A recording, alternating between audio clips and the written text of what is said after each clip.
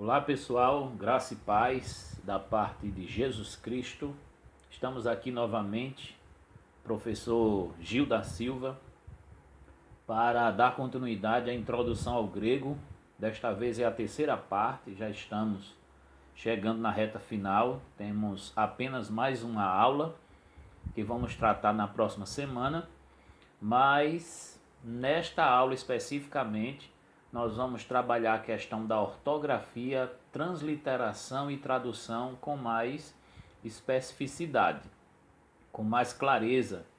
Então, quem assistiu a primeira e a segunda aula vai perceber que estamos evoluindo gradativamente no aprendizado da língua grega.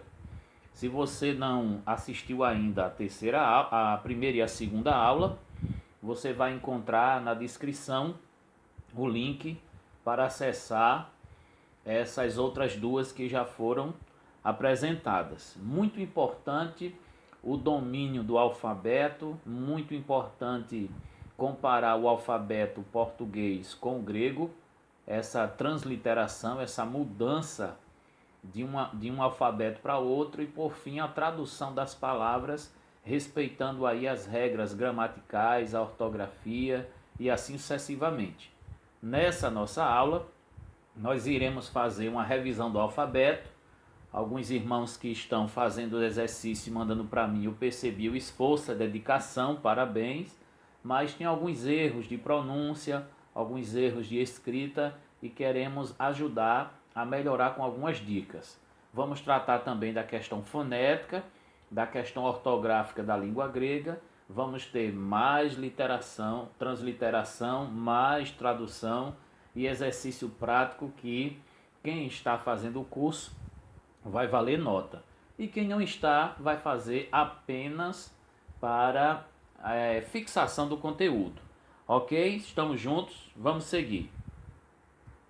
Então, essa tabelinha é uma tabela de revisão comparada com as outras que já indicamos nas outras aulas. Ela destaca um pouco da pronúncia. Então, ela tem aí 6 colunas. A primeira coluna com o alfabeto maiúsculo grego, a segunda coluna com o alfabeto minúsculo grego e o nome grego, o nome em letra grega de cada letra e a transliteração desse nome para o português brasileiro. Nós temos aí também a lista dos nomes de alfa a ômega em letra do alfabeto português. Então nós temos maiúsculo grego, minúsculo grego, o nome em grego, o nome em português e a transliteração para o alfabeto português de todas as letras do alfabeto.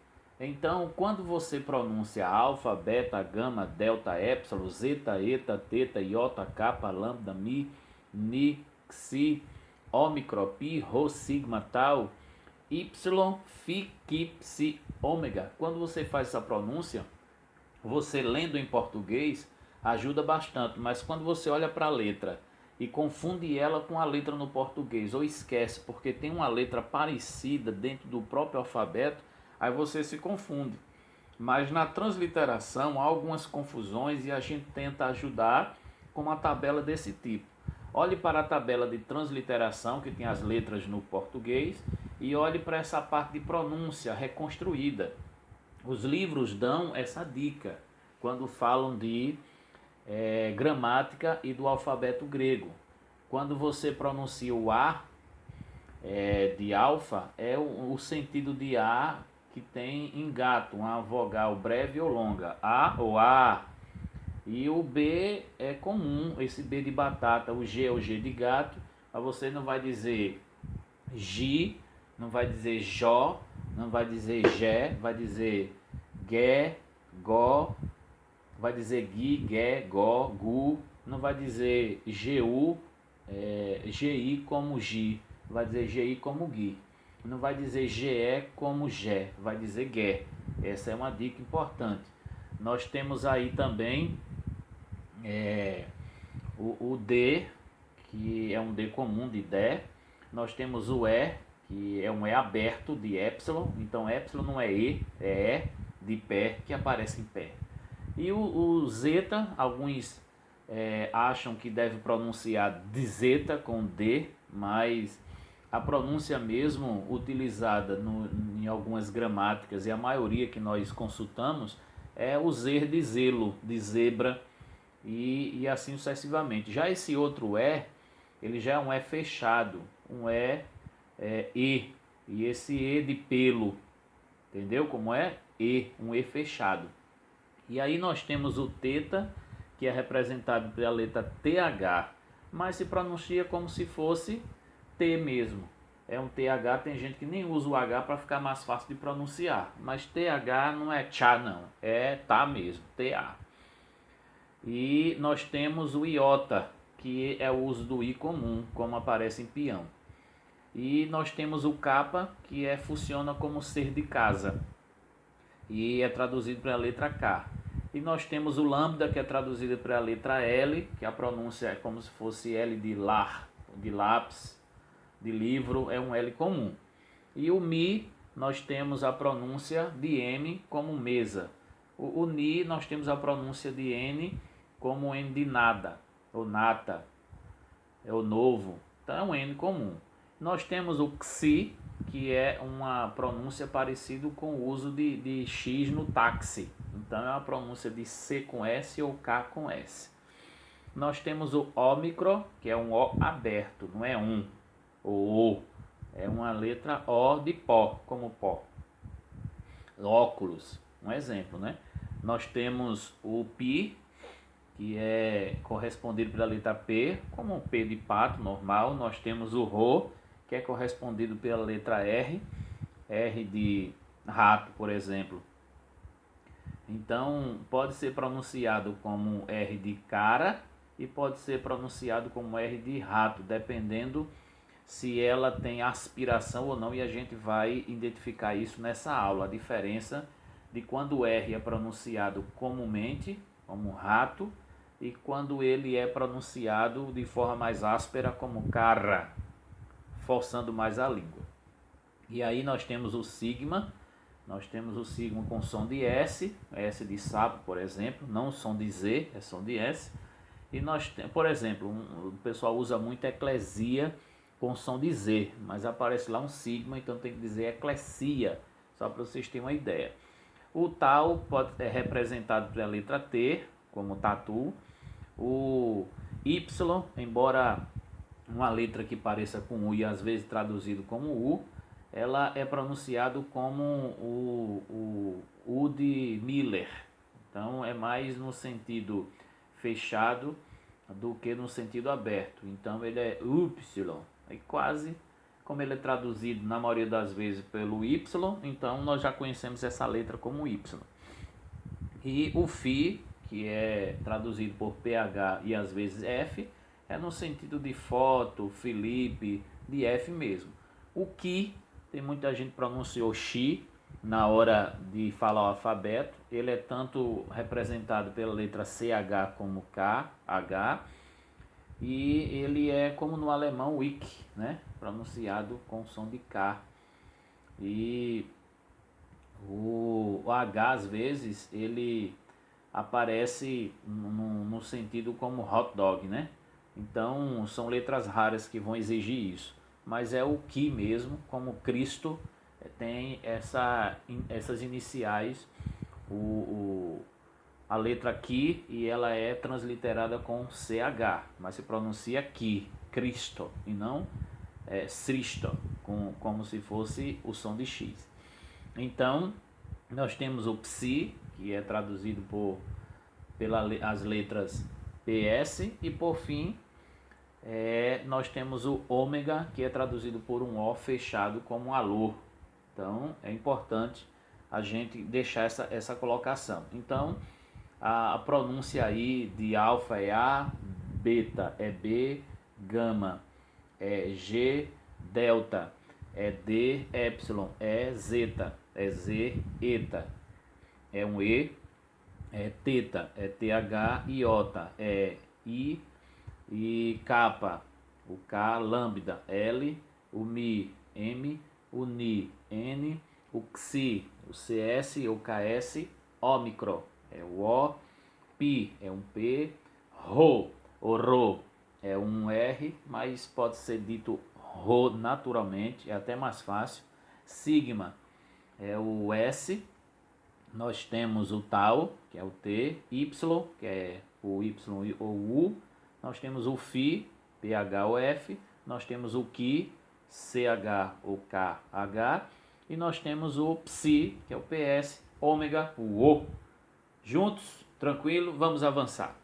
Nós temos mais aí algumas dicas de como você fazer essa pronúncia do alfabeto grego. Nós temos nessa tabela a letra maiúscula, minúscula, o nome em português e as letras como deve ser pronunciado de uma forma mais reduzida. Pode ser que essa tabela anterior não dê para identificar, esteja um pouco confusa para você. Nós trouxemos aí uma tabela menor, mais fácil de ser identificada, mais comprimida e facilitando mais com esta dica. E uma boa dica para a memorização do alfabeto grego na transliteração, passando para o português, é só observar o nome das letras gregas e gravar as iniciais do nome em português. Tá vendo aí? Você já sabe qual letra representa no português pelo nome da letra grega. Pegou aí? Nós temos alfa, A, beta, o B, gama, o G, delta, o D, nós temos epsilon, o E, zeta, o Z, eta, nós temos o E, teta, o TH, iota, o I, kappa, o K, lambda, o L, o Mi, Ni, Mn, o Xi, ômicron, o K, o O, Pi, Rho, sigma, tal, P, R, S, T, Y, Φ, que Psi, ômega, então o Y, o F, ou PH, né? O K, H, o PS e o O. Então nós temos aí um macete. Já sabe o nome da letra, já sabe que letra ela representa no português para transliterar. Vamos treinar? Vamos treinar o alfabeto. Quanto mais você memorizar maiúsculo, minúsculo e o nome, mais vai ajudar você na hora dos seus estudos, na hora de suas pesquisas. Então, você pode focar na letra alfa maiúscula ou minúscula ou no nome. É melhor você focar primeiro na letra maiúscula, depois você faz o exercício na letra minúscula, depois observando o nome.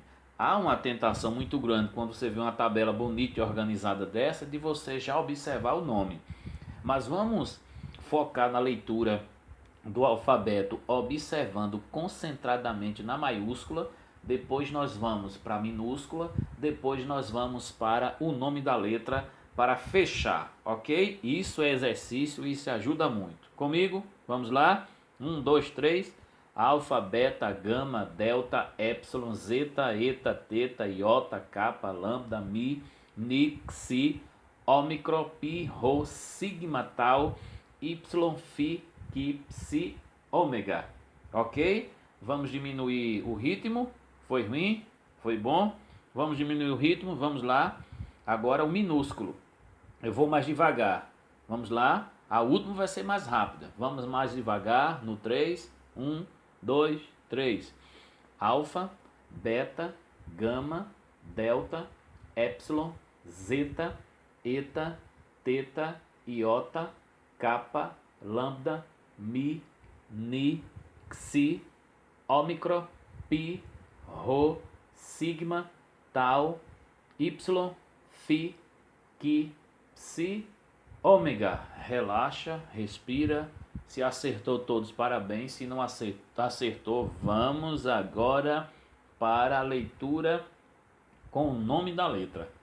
A palavrinha está embaixo da letra. Vamos lá? Respira. 1, 2, 3.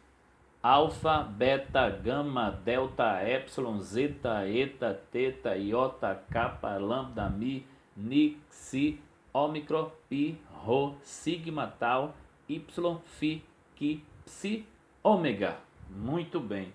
É exercício, é treinamento. Do jeito que você, quando estava treinando, sendo alfabetizado na língua portuguesa, vai ser língua inglesa, espanhol, grego, hebraico, qualquer outro idioma, tem que se aprender a partir do alfabeto, ok? Dominou? Tá seguro?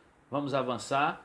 Tenho uma dica para você exercitar mais ainda o alfabeto. Escreva, escreva, escreva muito, use um caderno, use tabelas para exercitar. Tudo que é visto é lembrado, não é mesmo? Tudo que é repetido não é esquecido. Então nós temos aí um modelinho que nós até apresentamos na aula passada. Quem não entendeu, fica aí mais claro. Você pode desenhar a letra em cada quadrinho. Você pode criar aí um quadro numa folha de ofício ou de caderno mesmo, fazer uma tabelinha com as 24 letras do alfabeto. É claro que o alfabeto também tem números. Nós depois, avançando no grego, nós vamos aprender muito mais da gramática e de outros pontos importantes do texto grego, do grego koiné. Mas nessa parte introdutória é bom muito dominar a escrita e a leitura das letras. Você pode criar uma tabela, digamos 24 tabelas, fazendo alfa, alfa, alfa para desenhar bem direitinho. Eu sou ruim de escrever, não vou mentir. Eu gosto mais do grego, que é mais fácil. O hebraico, eu tentava muito fazer a letra, como eu achei interessante encontrar a letra já no computador, para não ter que estar desenhando. Mas quem é bom de escrever, observe bem os detalhes da letra, onde começar e onde terminar. Se ela é indo e voltando, subindo e descendo, as curvas, as pontas de cada letra, esses detalhes são muito importantes. Você pode fazer uma tabelinha também com o nome das letras. A primeira tabela eu coloquei um exemplo com as letras. A segunda tabela eu coloquei com o nome das letras. Você pode colocar de baixo para cima uma letra e sair copiando. Você pode colocar na horizontal uma letra ao lado da outra e sair copiando. A posição horizontal, vertical, quem decide é você. O método, quem decide é você. Aproveite bastante para treinar. E quem já entregou a escrita, quem já fez até uma chamada oral e mandou para mim, parabéns. Gostei muito do esforço, da dedicação de cada um. Se prepare que a nota vem aí.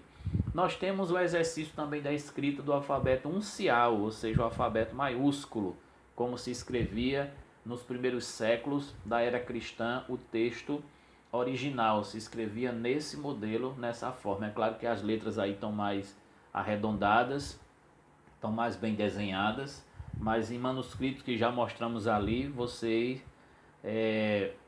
nas outras aulas vocês já devem ter observado como a escrita não era tão fácil de identificar. Nós temos aí como vocês utilizarem em uma folha mais detalhada a escrita da letra maiúscula. Exercite, treine, vamos avançar, porque nós temos ainda muito a aprender nesta aula e olhe que está resumida. Então, o próximo assunto é ortografia e fonética.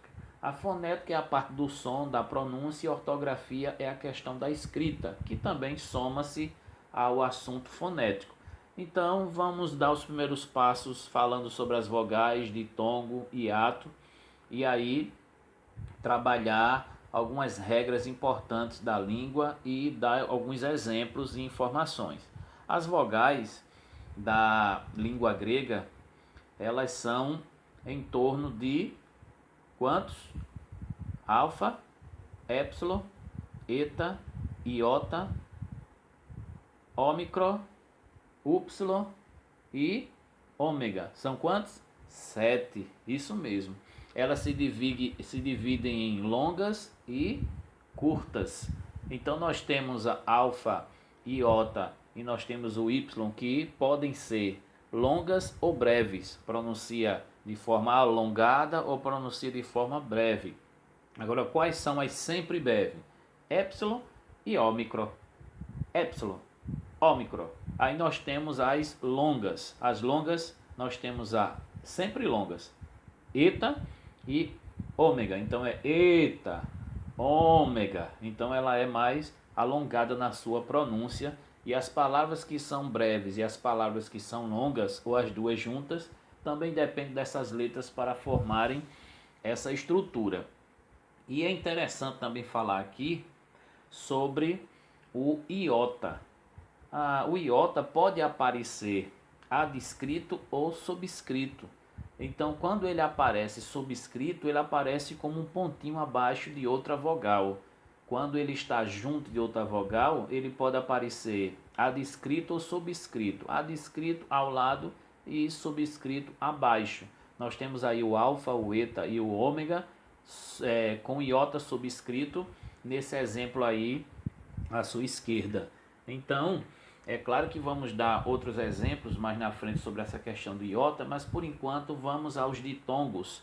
E aí, esses ditongos, eles são duas vogais juntas. Ele vai aparecer o alfa iota, o epsilon iota, o ômicron iota, vai aparecer o alfa y, o ômicron y, o y iota, vai aparecer o epsilon e o y, e vai aparecer o eta e o y ou y.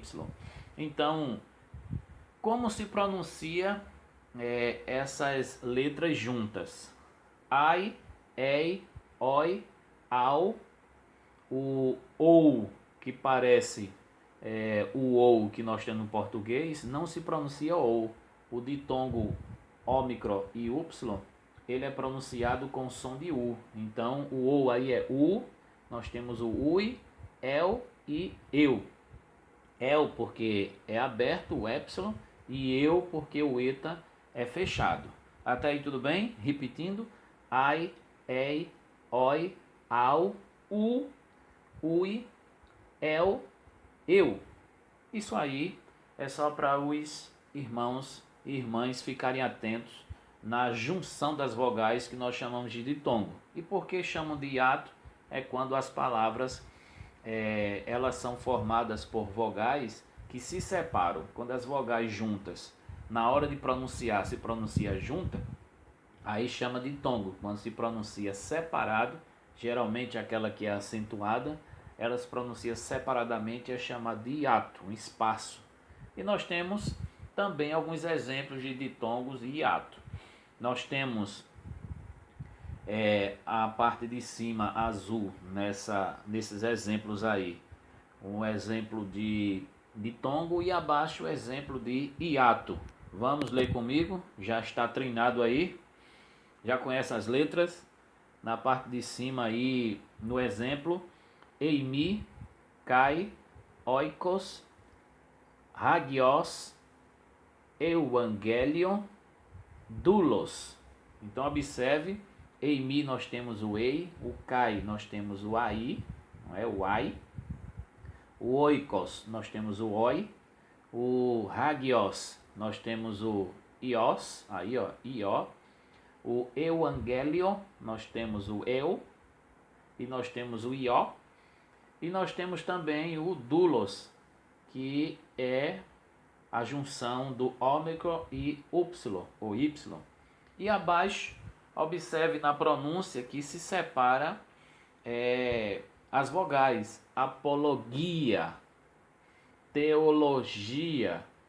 Nós temos a pronúncia teologia no português, mas no grego seria teologia. Lembra que não se tem a pronúncia gi, nem gé, gui e gué. E nós temos macaria. Se o acento fosse no segundo A, o acento que vamos falar daqui a pouco, aí seria macária. Aí já não seria um hiato, seria um ditongo, mas é macaria. Então, o iota e o alfa se separa, já dá uma tonalidade aí para o hiato no grego. E nós vamos avançar para entender um pouco melhor do iota subscrito e algumas consoantes ainda nessa questão fonética e ortográfica da língua grega. Dica do iota. O iota subscrito está bem detalhado aí, separado por vírgula e destacado nas 3 letras que sempre vêm acompanhados do iota subscrito. Geralmente é abaixo do alfa, do eta ou do ômega.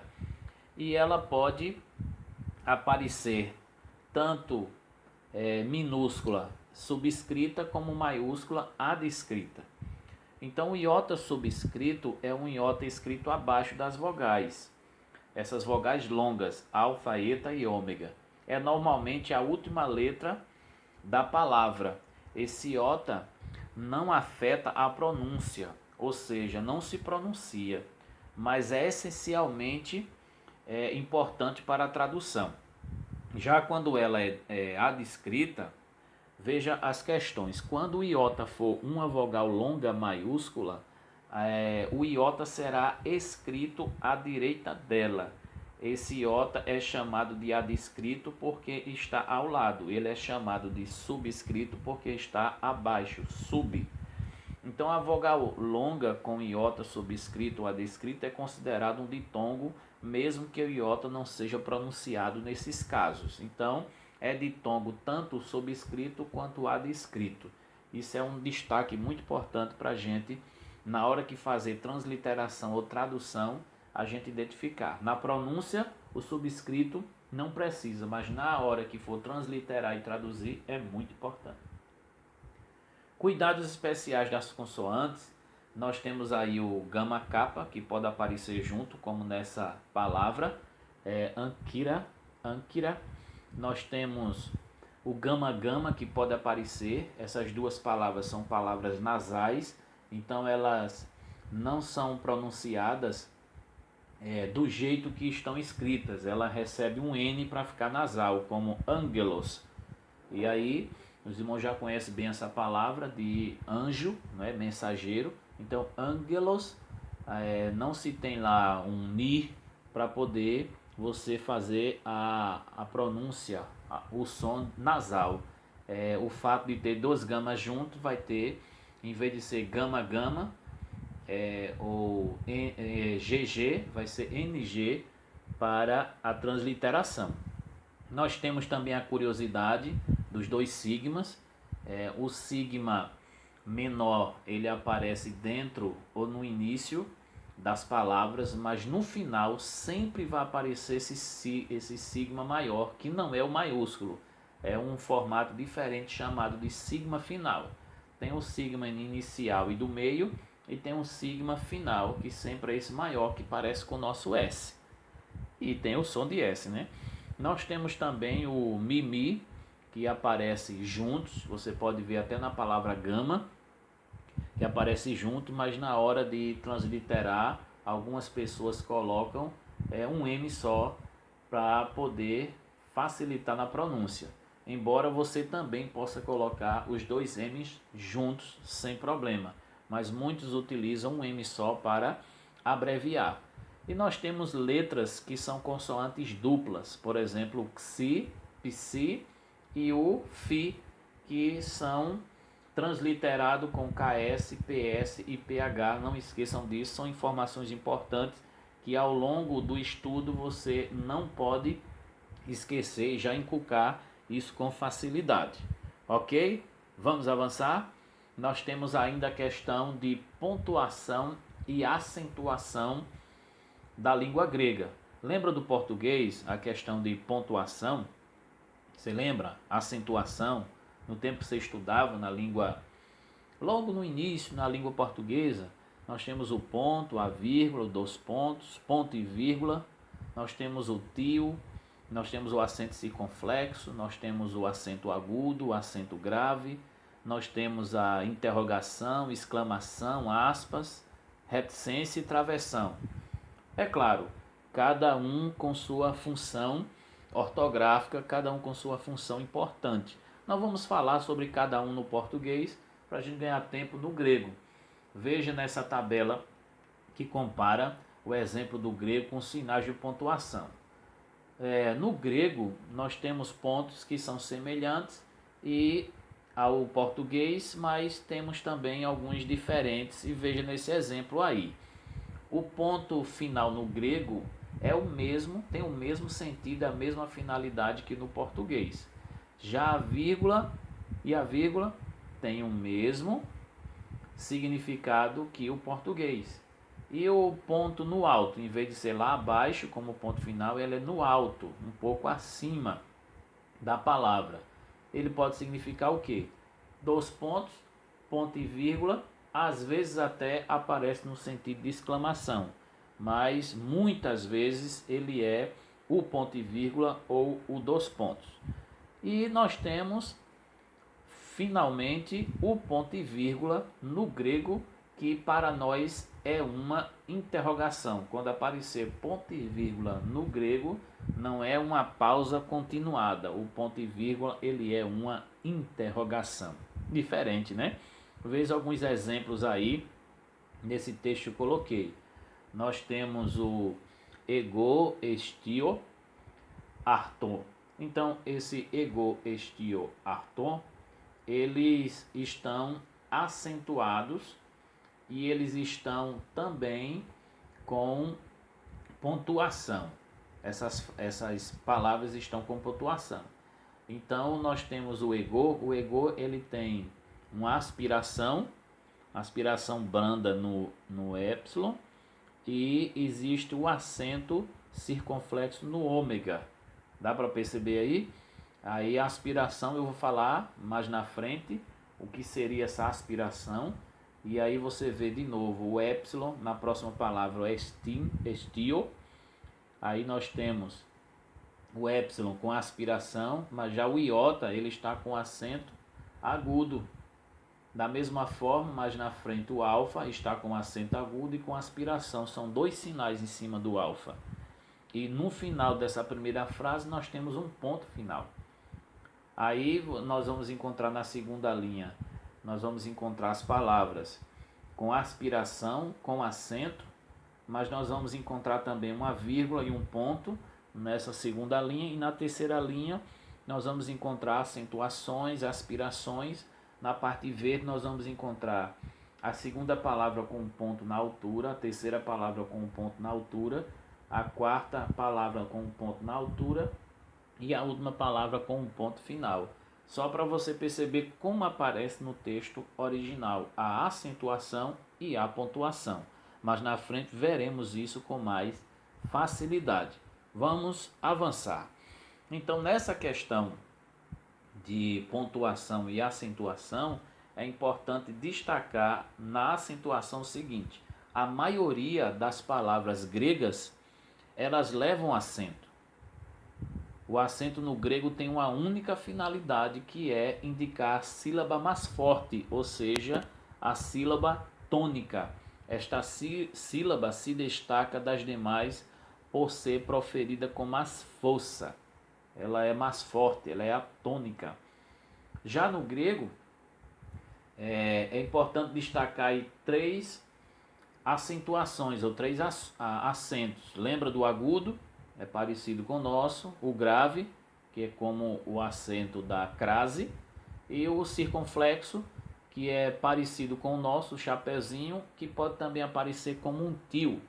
Então, o circunflexo no grego, ele pode ser o tio nosso, como também o circunflexo nosso. O acento se coloca em cima da vogal da sílaba tônica da palavra. E no caso de cair sobre um ditongo, quer dizer, duas vogais juntas, é sempre colocada sobre a segunda vogal. Então, se tiver duas vogais juntas, a segunda vogal está acentuada, mas é a primeira que deve ser pronunciada com mais força. Então, vamos ver o exemplo? O exemplo de lambane. Lambane. Observe o ba. Nós temos aí tom do lon. Então, nós temos do ulona, dulo, dulo. Nós temos a outra palavra que é acuo. Nós temos a próxima palavra que é tes e fones. Fones. E aí, pronunciando as palavras, dando ênfase à letra, como por exemplo, fo, não é funes, é fo.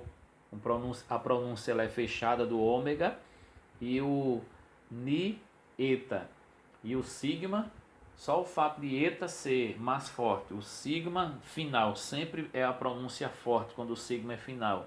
E está com o circunflexo aí em forma de tio, dá para perceber que tem que puxar mais a sílaba no final dessa última palavra no exemplo. É fonês, a pronúncia. E com o tempo vai pegando essa questão fonética, essa questão da acentuação.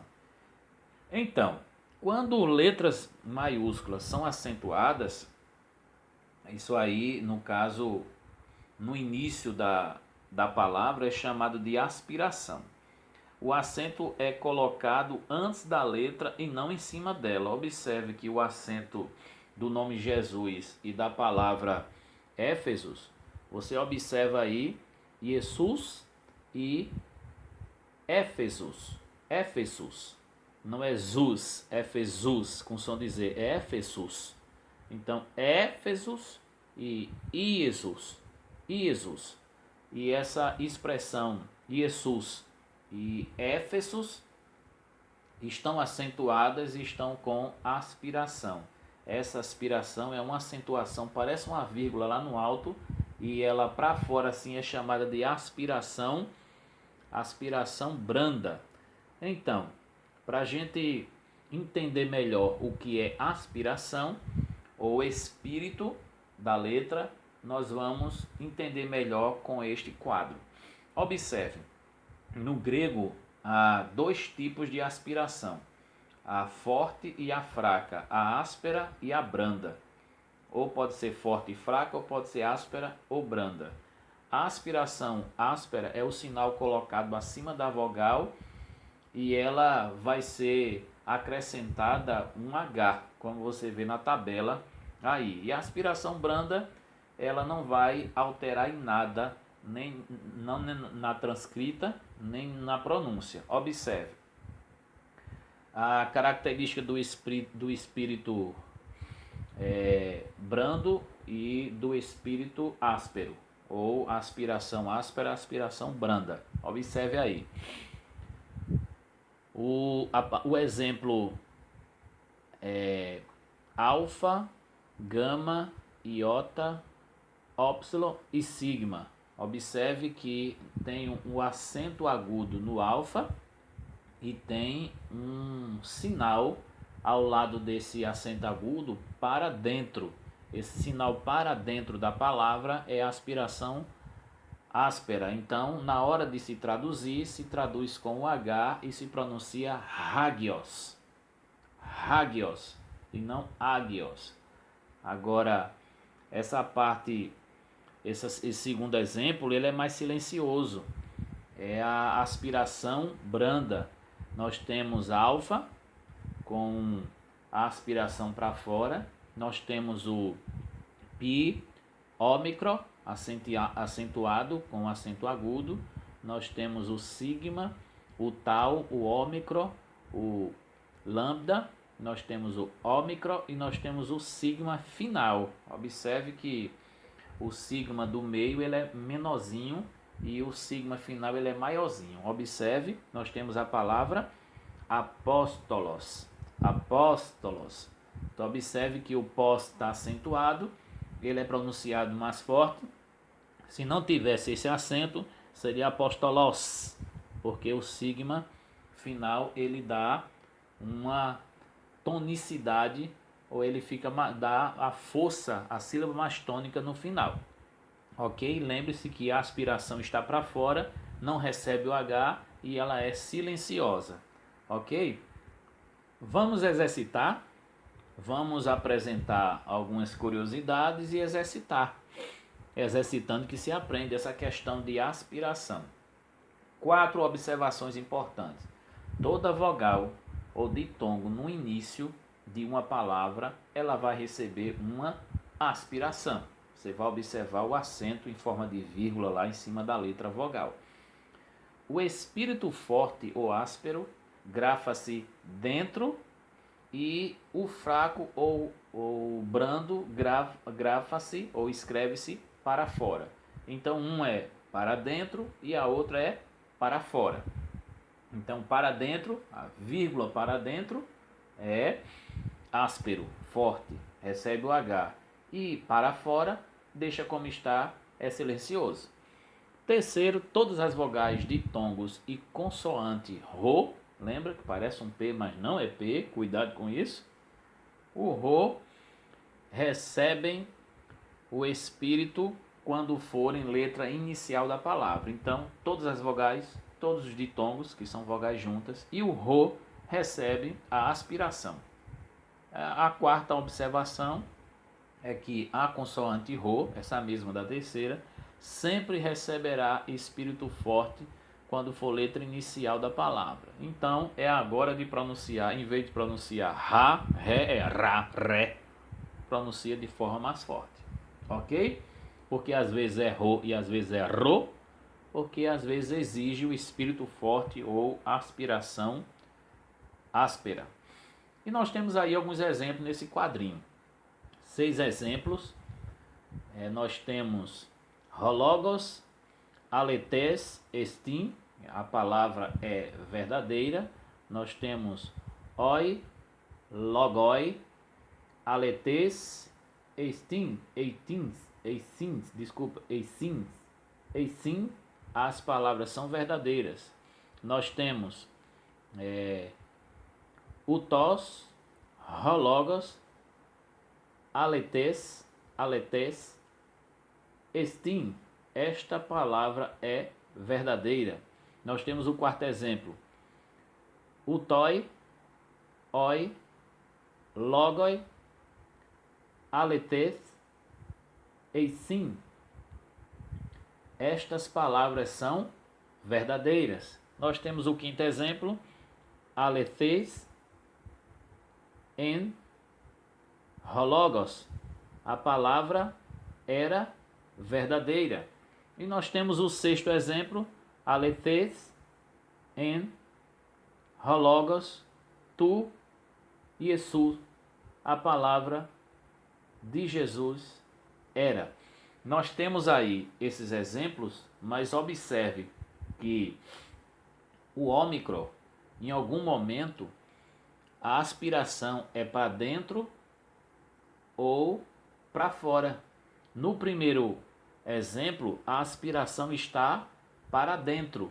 Essa aspiração para dentro, antes da palavra logos, então não é o logos, é rologos.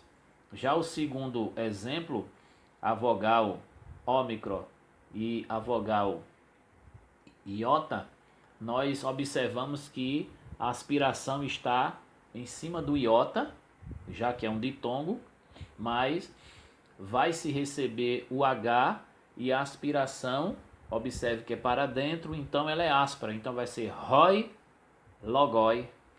E assim você vai percebendo os exemplos. Um destaque aqui no terceiro, exatamente a primeira palavra, e no quarto também a primeira palavra. São os pronomes esta e estas. Uma está no singular e outra está no plural. Mas observe, no terceiro e no quarto, nós temos duas vogais juntas, ditongos, o ômicron e y, e em cima do y nós temos uma acentuação diferente. Nós temos o circunflexo e nós temos a aspiração. Então, a aspiração, ela vai aparecer para dentro, então ela é uma aspiração áspera e ela está com o circunflexo dando a tonalidade mais forte. Então aqui seria rutos, o quarto seria rutoi. E aí quanto mais você for pegando esses detalhes, mais vai facilitar na hora de transliterar. Nós vamos ver exemplos de transliteração já com acentuação e já com a pontuação para você ver como avança. Uma é a leitura quando você não liga para a acentuação. Outra é a leitura quando você já sabe da acentuação e da pontuação. Entendido aí? E aí, é claro, tem um exemplo abaixo do alfa que está acentuado e é um desafio para você, tente acertar. Comente aí embaixo no canal, os comentários lá embaixo. Comente aí, justifique que tipo de acento é esse ou esses acentos em cima do alfa destacado aí abaixo dessa tabela. Você sabe por que tem esses dois acentos? Comente aí e justifique o que significa, ok? Para ir treinando, participando. Vamos avançar. Cuidado para não confundir aspiração com apóstrofo. Tem no português também o apóstrofo, tem ou não tem? Então, o sinal de apóstrofo é diferente, é um tracinho, já o sinal de aspiração é como uma vírgula acima da vogal inicial. Então, esse sinal diacrítico, ele serve para trazer uma elisão. Vem da palavra apóstrofos ou da palavra equiplispis. Então, essa palavra, olha como é difícil. Equiclipis. Então, essa palavra no grego, ela significa espremer ou comprimir. Então, ela é indicado para fazer uma supressão de uma vogal breve.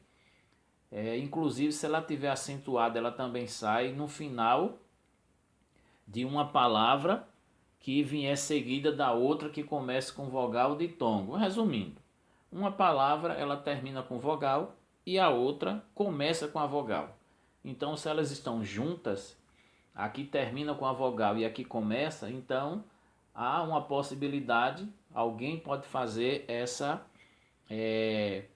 abreviatura ou supressão de uma vogal, como caixa d'água, marca d'água, às vezes o da água ou de água, sai o A e o E e fica com o apóstrofozinho, que pode ser parecido com uma vírgula em algumas fontes. Então veja o exemplo do apóstrofo nesse nosso destaque. Nós temos aí a palavra diales. Então observe que essa preposição dia, ela não está com o A. O A ele sai. E o pronome ales, que significa de outro, ele tem a sua vogal no início. Então, para não ficar duas vogais, a vogal final de dia e a vogal inicial de ales, então há uma supressão de uma vogal e no lugar dela aparece um apóstrofo. Então, como não se trata de uma palavra composta, ela é uma supressão da vogal e o nome é apóstrofo. Cuidado para não confundir com a aspiração. E aí botar um H no meio dá uma confusão toda, é ou não é? Então essa palavra, por outro ou através de outro, aparece também lá em Mateus 2,12. Vamos seguir, agora avançando para a parte de transliteração, um pouco também de tradução e citação para a gente ir exercitando essa questão. Lembra que essas duas tabelas eu já tinha mencionado na segunda aula anterior? Então nós temos aí a tradução já no português, nós temos o texto no grego, como se escreve no grego, e nós temos a transliteração, como se pronuncia usando as letras no português. Então a transliteração serve para você ler já com as letras no português, é uma questão fonética, é uma questão de pronúncia, e a tradução é uma questão de significado. Nós temos aí os exemplos das palavras. Nessa vermelha, nós temos a palavra na forma grega, nós temos onde ela aparece no português e nós temos a tradução, ou seja, o significado. Nós não temos nessa tabela a transliteração. Vamos avançar. Lembra que eu passei um exercício? Passe para o grego e passe para o português. E aí nós temos quais são as palavras que era para passar para o grego e as palavras que eram para passar para o português. E aí, uma dica. Para passar as palavras para o grego é muito simples. Basta substituir cada letra correspondente do alfabeto grego. Então nós temos aí átomos, nós temos em português, e aí tem que ter cuidado com a questão de acento. Então, átomos, nós temos aí a palavra acentuada, e aí quando você for transliterar para o português, nós vamos, a letra A vai ser o alfa, a letra T vai ser o qual? Tal, né? A letra O vai ser qual? Ômicron, né? E o M? Mi. E o ômicron? O O, né? e o sigma, o S, né? Então, vai ser alfa, tau, ômicron, mi, ômicron, sigma. Que sigma? O inicial ou o final? O final, não esqueça disso. Alguns erraram nisso, a gente vai ver como vai ficar daqui a pouco. Para passar para o português também não tem problema. Tem o mesmo caminho. Basta substituir cada letra correspondente do idioma. Então, se for para o inglês, se for, enfim, para o japonês, é substituir. Tem que existir a palavra, não esqueça disso, no vocabulário grego, porque para exercitar tradução ou transliteração de grego para português, as palavras têm que existir no idioma inglês. Desculpa, no idioma grego. Eu citei inglês aí, ficou na cabeça. Então, apologia, derma, ethos, Zeus, cosmos, mega, rodós, pericles e patos. Então, essas palavras elas existem no grego, por isso que dá para exercitar, porque vai aparecer palavras com J, palavras com V, que não existe essas letras no grego. Por exemplo, o meu nome ele não existe no vocabulário grego, então não tem para que eu estar procurando como vai ser meu nome no grego. Meu nome no grego é meu nome do jeito que eu estou pronunciando. E aí eu coloquei um exemplo aí como seria Gildelânio da Silva se fosse em grego. Aí ó, o Gildelânio até que deu certo, o Dá também. Agora quando falou Silva, o sigma tá maiúsculo aí, mas só que na hora do vá não tem. Eu tive que usar o ni para substituir o v. Tá vendo que não faz muito sentido? Então é importante você saber que para treinar essa transliteração tem que ser palavras gregas para o português e não palavras portuguesas para o grego. Ok aí? Você não vai estar mandando recado, eu amo você para sempre do fundo do meu coração, em grego, usando palavras do português. Tem que procurar como se diz isso em grego para usar palavras em grego. Ok? Vamos avançar? Como fica então esse quadro, passando para o grego e para o português? Tá aí. Como fica o átomos? Como fica o apóstolos? Como fica o polis? Como fica o theos? Como fica o cronos? Como fica o rama? Como fica o hipopótamos? O grafo? O grafo aí está numerado porque onde eu peguei a lista dessas informações tinha uma expressão importante em referente a essa palavra grafo, uma descrição, uma nota de rodapé. Então não tem necessidade de repetir o número 12 aí não. E tem aí o psique, como se pronuncia cada um. Você acertou quando fez essa transliteração? Veja aí aonde acertou, onde errou, para fazer a correção. Passando para o português, também temos aí apologia, derma, ethos. Nós temos Zeus, cosmos, mega, rodós, pericles e nós temos o patos. Certinho? Tranquilo? Ao lado nós temos uma tabela, não com transliteração, mas com tradução. Nós temos aí umas dezenas de palavras que vai favorecer o seu vocabulário e vai lhe ajudar também no exercício final, se você aceitar esse desafio. Vamos avançar? Olha uma diferença que eu até tinha citado na aula passada, e aqui só relembrando, e agora já considerando os acentos, a questão de pontuação na transliteração. Não mencionei isso porque não tinha estudado isso com vocês, mas observa o texto no grego com acentuação. Nós temos também, já na segunda palavra dessa primeira linha, um iota subscrito, tá vendo? Em arque.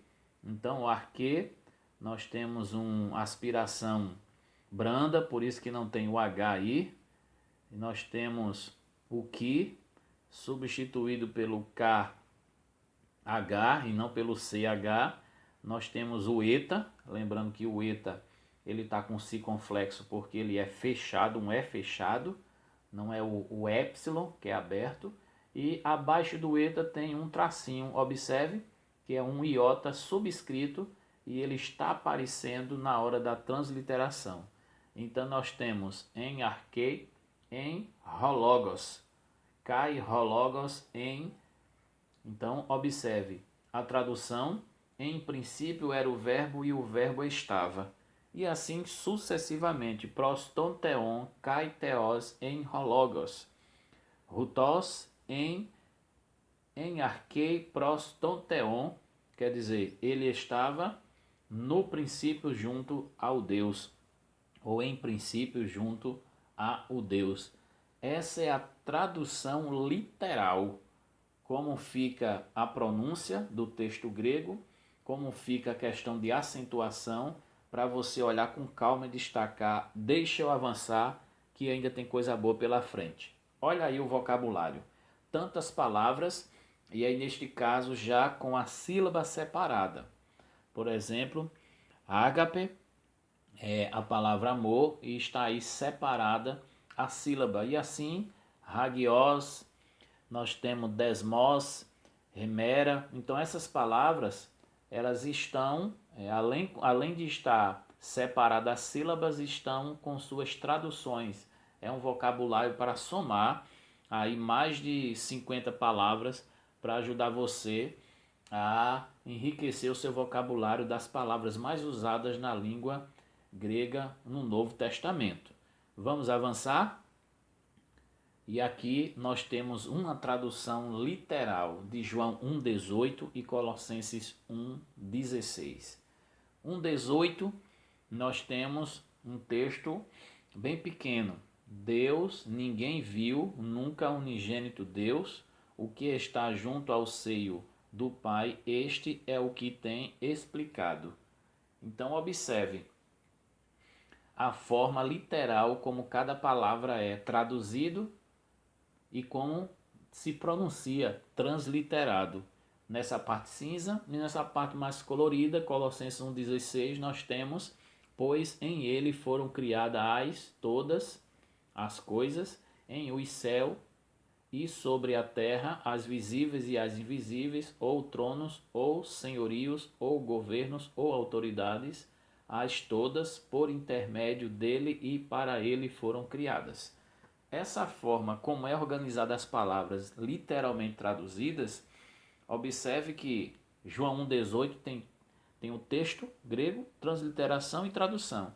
Já o texto colorido aí, preto e laranja, o texto grego de Colossenses, ele não tem a transliteração, já tem a tradução direta. Então, como fica isso na tradução das Bíblias em português? Então, o primeiro exemplo aí, nós temos a versão Almeida Corrigida Fiel. Almeida Corrigida Fiel, esse texto de João 1,18 fica assim: Deus nunca foi visto por alguém. O Filho unigênito que está no seio do Pai, este o revelou. Percebeu que tem alguma coisa diferente ou não? Nessa Almeida Corrigida Fiel, que é a sigla ACF. Percebeu alguma coisa diferente? Aí onde tem o Filho unigênito. Você vai perceber agora quando você vai ver a segunda versão, que é a NVI, Nova Versão Internacional, que não foi traduzida de João Ferreira de Almeida, já foi uma versão inglesa, uma versão internacional. Veja bem, ninguém jamais viu a Deus, mas o Deus unigênito, que está junto ao Pai, o tornou conhecido. Observou algumas diferenças? Não é diferença de forma de dizer, mas a primeira fala que o unigênito é o Filho, já a segunda fala que o unigênito é Deus. Tem diferença ou não tem? Então vamos para a tradução na linguagem de hoje, a NTLH, nova tradução na linguagem de hoje. Como é que diz essa versão? Ninguém nunca viu Deus. Somente o Filho único, que é Deus e está ao lado do Pai, foi quem nos mostrou quem é Deus. Então João, ele começa o seu capítulo 1, versículo 1, dizendo que o Verbo era Deus. O Verbo estava com Deus. E aqui nesse texto você vai observar, na primeira linha, a última palavra que aparece em João 1,18, nessa parte cinza, a última palavra é Theos. E qual é a tradução da palavra Theos? Deus. Então observe que teos termina com sigma e o monogenes também termina com sigma. Há uma concordância essas duas palavras, unigênito Deus. E há outras classificações desse unigênito, que é aquele que está junto do Pai. Então, está se falando desse unigênito que ele é Deus e ele está junto do Pai e ele é quem faz a exegese do Pai, ou seja, ele é quem explica o Pai. Ele é quem mostra realmente quem é o Pai. Então, observe o quanto uma tradução pode comprometer quem Jesus é de fato ou o que ele ensina de fato. Muito cuidado com as suas traduções e as Bíblias que você utiliza. Você estudando o grego, você vai ter essa facilidade de perceber esses erros importantíssimos que repercutem na questão doutrinária de uma igreja e até na salvação, viu? Porque já que vai que você não acredita que Jesus é Deus, o que é que vai ser de você?